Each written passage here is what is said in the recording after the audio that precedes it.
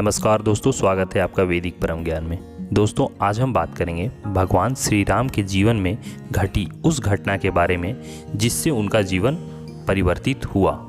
परंतु इसके बारे में लोग बहुत कम ही चर्चा करते हैं और इसके बारे में लोग बहुत कम ही जानते हैं। आमतौर पर भगवान श्री राम को पहले से ही किसी दैवीय शक्ति से भरपूर दिखाया जाता है, जिससे उनके जीवन के संघर्षों के बारे में हम उतना कुछ अनुमान नहीं लगा पाते और यह मान लेते हैं कि वह तो भगवान ही थे और उनके लिए सारी चीज़ें बहुत ही आसान थी, परंतु ऐसा कुछ भी नहीं है।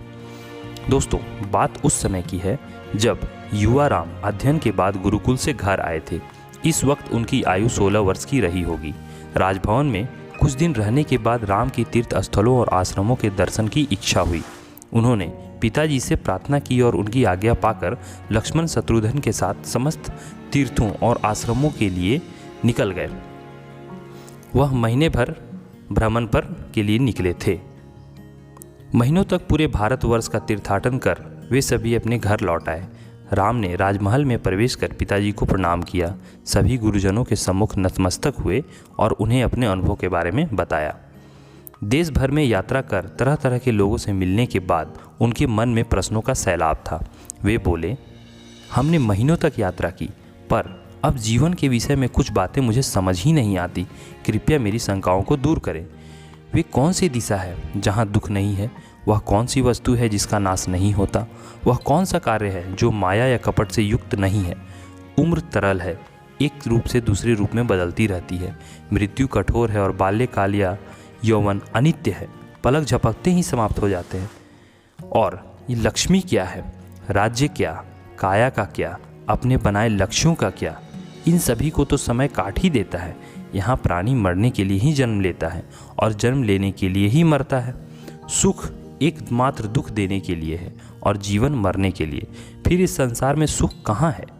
उनकी बात सुन राजा दशरथ अवाक रह गए।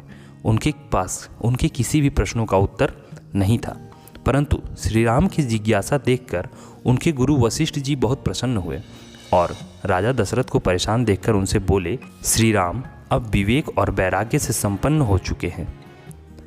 राजन, आप चिंतित ना हो, यह एक शुभ संकेत है। इसके बाद महर्षि वशिष्ठ ने एक एक कर भगवान श्री राम के सभी प्रश्नों पर चर्चा की।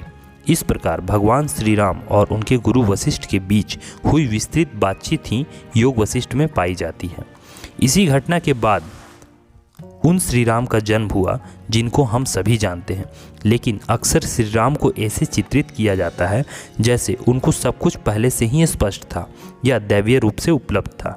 ऐसे चित्रण की वजह से हम और आप श्री राम से उनकी तपस्या और साधना को छीन लेते हैं और उन्हें एक भगवान के रूप में देखते हैं और भूल ही जाते हैं कि जिन्हें आप पुरुषोत्तम कहते हैं उनके जीवन में भी संघर्ष और एक लंबी यात्रा रही है।